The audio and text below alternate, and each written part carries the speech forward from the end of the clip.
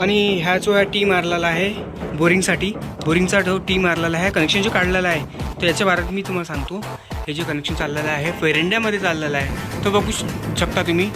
आणि काही कारागीर असे आहे की टाकीचा जो राहतात ना वरती, त्याचे कनेक्शन देतात पेरेंड्यामध्ये. तर कस्टमरची डिमांड होती की बा आम्हाला ह्या पेरेंड्याचा जो आहे ह्या आम्हाला टाकीमधून पाहिजे कनेक्शन. तर बघू शकता तुम्ही. तर चालू आहे समोर.